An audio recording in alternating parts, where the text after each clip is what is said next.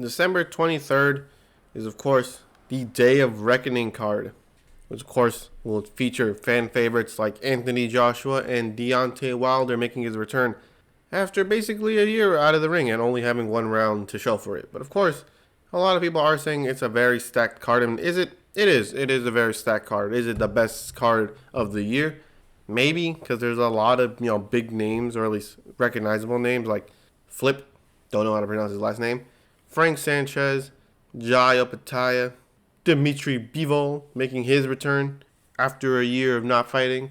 And of course, a wild card in the mix, Daniel Dubois versus Big Baby Miller, which is a very interesting fight. And of course, like I said, Anthony Joshua and Deontay Wilder, very interesting. But of course, we're not going to be talking about Frank Sanchez nor Flip or even Jai Opetaia or Dimitri Bivol for the sole fact that all of them are fighting opponents to make him look good. Don't get me wrong, Opetaia is fighting an undefeated opponent, but his version of an undefeated opponent is like the ones that they build up just to feed to someone so it can look like a good record, right? Basically.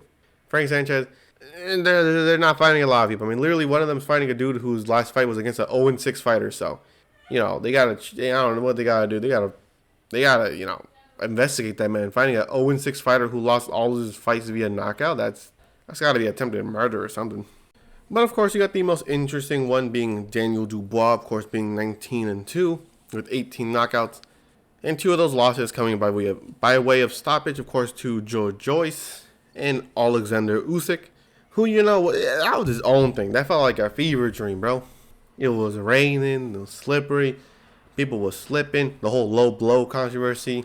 Turns out it was a low blow, but just because it didn't hit his giblets doesn't mean it's not a low blow, but whatever. Of course, he is fighting Big Baby Miller, who most people know got banned for failing 3 drug tests in a row in his upcoming fight with Anthony Joshua. Of course, him failing his 3 drug tests caused Andy Ruiz Jr. to become the replacement, and the rest is history.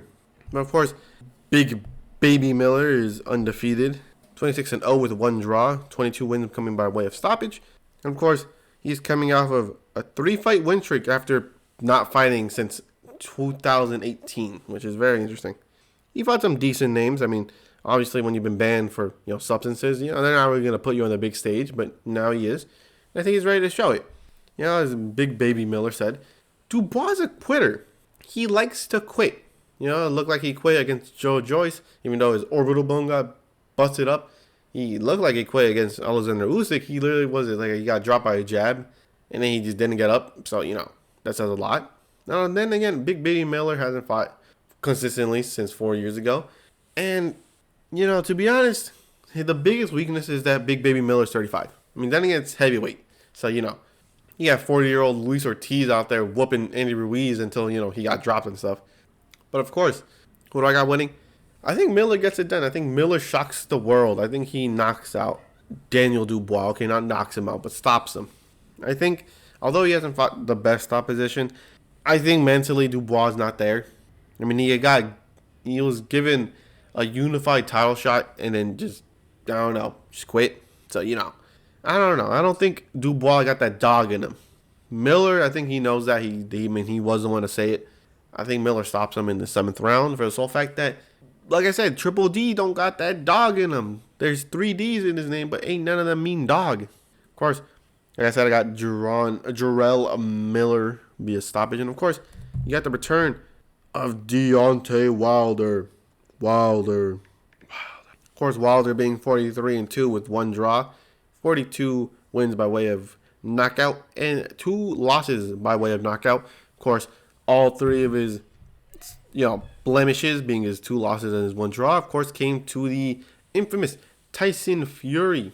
Of course, very interesting. Of course, he has had 1 fight in the past year, and that was against Robert Helenius of October last year, and it only lasted a round, so, not a lot of ring experience. You could spar and all, but, it's not really much like a fight, at all. Of course, he's fighting Joseph Parker, being 33-3, with 23 knockouts and 1 loss via way of knockout. That, of course, being to Joe Joyce. Man, he whooping this card. Yeah, damn, dude ain't even here and he already win. But, of course, how's it going to go? It's going to be Deontay Wilder, 3rd round stoppage. I mean, knockout. It's not even going to be close. I mean, Parker has nowhere near the mobility or durability as Tyson Fury, because there's only two ways of beating Wilder. You either knock him out first, which no one has ever done, or survive his right hand, which only one person has done, and that of course being Tyson Fury. I mean, of course, Stavern did it in the first fight, but second fight, not so much. But of course, I got Wilder third round stoppage. I mean, it is going to set up the Anthony Joshua fight for the sole fact that they're both on the card. Most people thought they were going to fight each other. I mean, can you blame them? I mean, look at this. It looks like Wilder and AJ are fighting, and then the other two dudes are fighting them or are fighting each other, right? But whatever, right? Deceptive marketing, who cares? But of course, you also got Anthony Joshua coming back after his knockout win over Helenius. Of course, he did it in the 7th round instead of the first round, so, whatever. Of course, he is 26-3 with 23 knockouts and 1 loss via knockout. Of course, we know who that came from. But of course, he's fighting Otto Wallin, 26-1 with 14 knockouts, fighting not stellar opponents. I mean, he lost to Tyson Fury, and his last fight was against a 30-1 fighter, but he won via split decision, so, grain of salt, I guess. But of course, he did beat Dominic Brazil back in the day, 2021, but he did lose to Tyson Fury, which of course most people are saying, oh, he's good because he cut Tyson Fury. That's it. He lost via unanimous decision. Dude nearly got clean sweeped. God damn. But of course, what I got winning, it's Anthony Joshua via stoppage. It's not going to be anything different. It's going to be Anthony Joshua like second half stoppage, maybe 8th round. I think 8th round is perfect. Wear him down and catch him with a big shot. Because Anthony Joshua and Wilder are two completely different fighters. One sets up his punches, one just throws it and hopes for the best.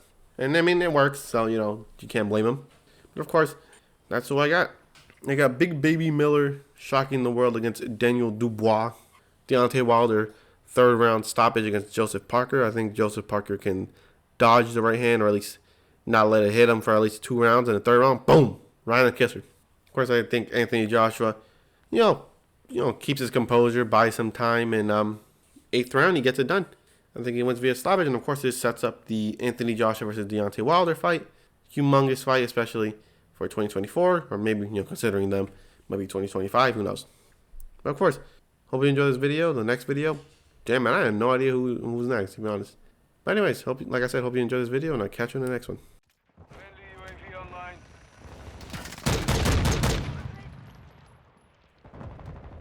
Changing bags. Throwing grenade.